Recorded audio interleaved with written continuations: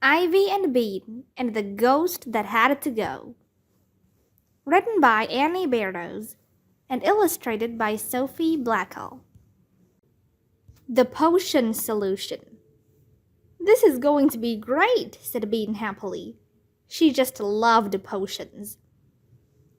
The two girls were in Ivy's magic lab. The magic lab was one of the 5 little rooms that Ivy had made inside her bedroom. Chalk lines on the floor showed where one room ended and another began.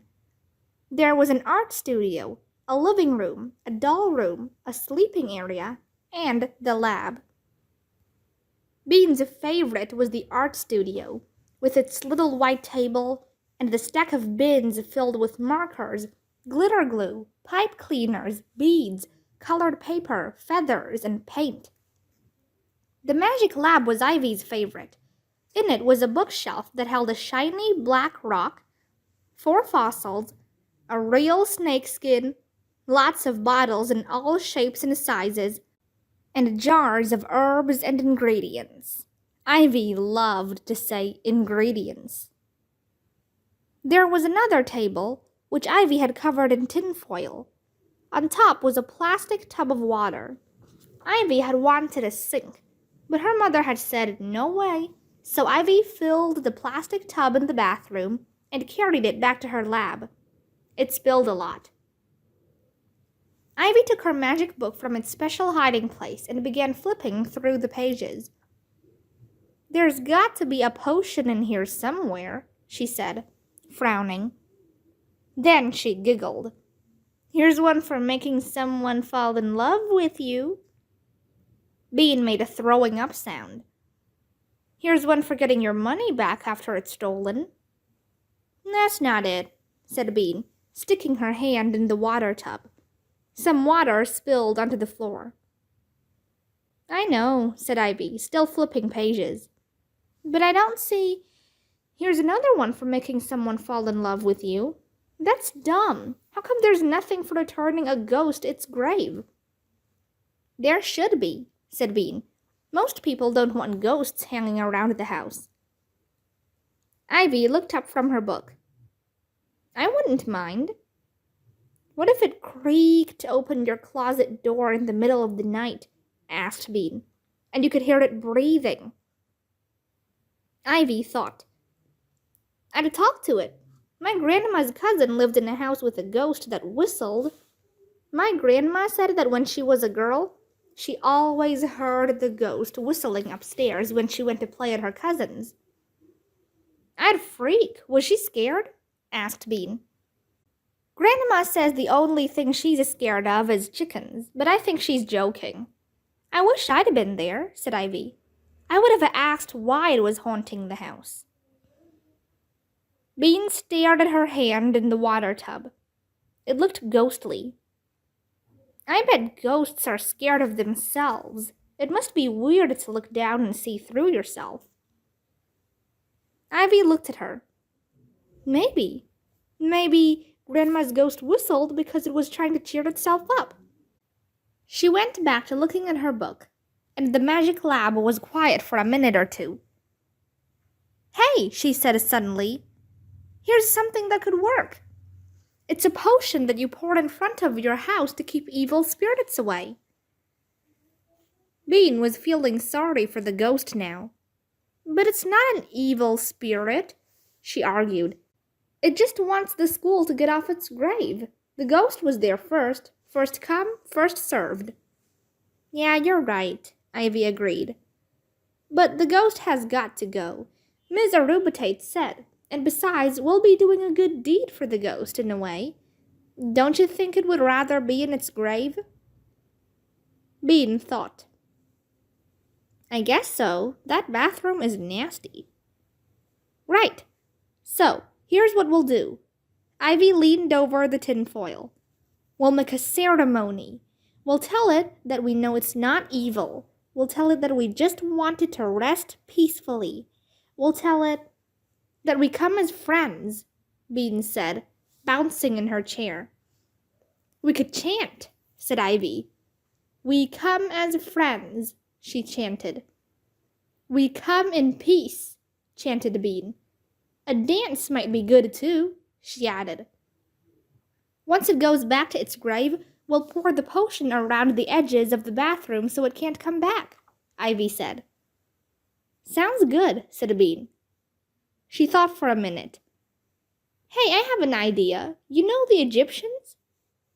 Ivy nodded. Yeah?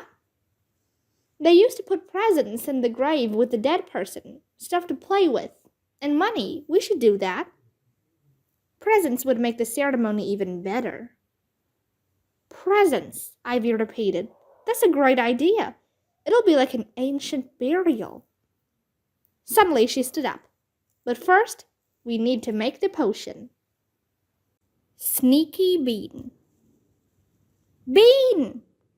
She sounds like one of those screaming monkeys, said Ivy, stirring.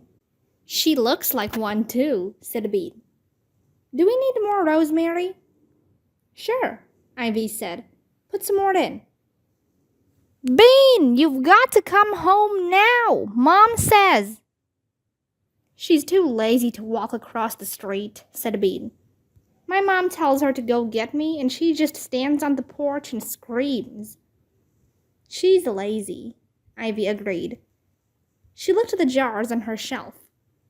She had a little bit of nutmeg, and a lot of seeds she had found in the backyard. She had some dead bugs. She had plenty of baking soda. The problem with making potions from her magic book was that she never had exactly the right ingredients. Sometimes she didn't even know what they were. The keeping away evil spirits potion had an ingredient called pony. Ivy didn't think they meant a real pony. She didn't have a pony anyway. I think we should put in some more baking soda, she said. Bean, you had better not make me come get you. Bean opened Ivy's window and leaned out. Nancy was standing on the porch, her face red from screaming. I'll be there in a minute, Bean said in her regular voice. What? Screeched Nancy. I'll be there in a minute, Bean called a little louder. There's one more thing we need, said Ivy, looking at the book again. She giggled. I can't hear you, but you'd better get over here right now or you'll be sorry. I'm already sorry about how stupid you look in those shorts, Bean bellowed. There was a tiny silence, and then Bean's front door banged shut. Nancy was going to tell their mom. Sheesh, said Bean. She's so touchy. But I guess I should go home. My mom will be mad if she has to come get me. Okay, said Ivy. I can do the rest by myself. But you have to get the last ingredient. She giggled again.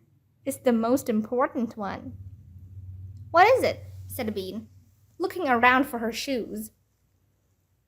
The hair of an enemy, said Ivy.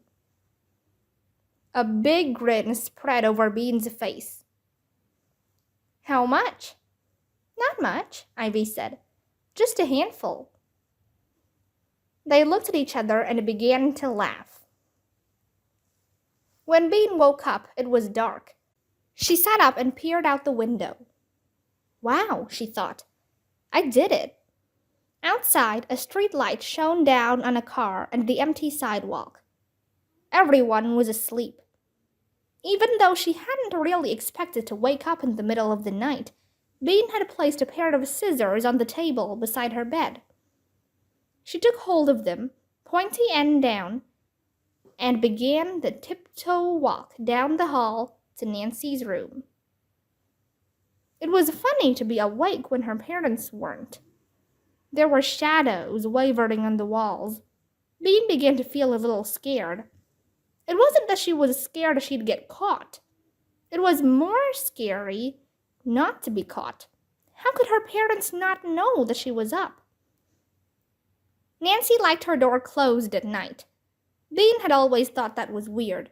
But now it was just plain annoying because Bean had to open the door without making a sound. Very, very slowly, she turned the knob. quietly, she pushed the door. It gave one sharp creak and then swung open. Nancy kept her door closed, but she kept her curtain open. This was very handy because the streetlight coming in the open window gave Bean enough light to see. Nancy was rolled into a ball under her blanket, and her long brown hair was spilled out over her pillow. Every once in a while, she gave a long, sniffy breath. Bean almost laughed. This was going to be easy peasy. But it wasn't as easy as she thought. Bean stood over Nancy's bed for a long time. She could have cut almost all of Nancy's hair off. It was lying right there. But Bean knew she wasn't going to do that. That would be meaner than anything she had ever done. And besides, she'd get caught. No, what Bean had to decide was whether she wanted Nancy to know her hair had been cut. If Bean took one piece and cut it way up near Nancy's head, it could be a couple of weeks before she noticed it. But then it would bug her for a long time. On the other hand, if Bean just trimmed off a little all the way across the bottom, Nancy probably wouldn't notice at all. Bean sighed softly. She should just trim it. This was what Miss Arubatate called making a mature decision. Mature decisions were not as much fun as immature decisions, but sometimes you had to make them. Bean leaned over the pillow and began to snip, very, very quietly.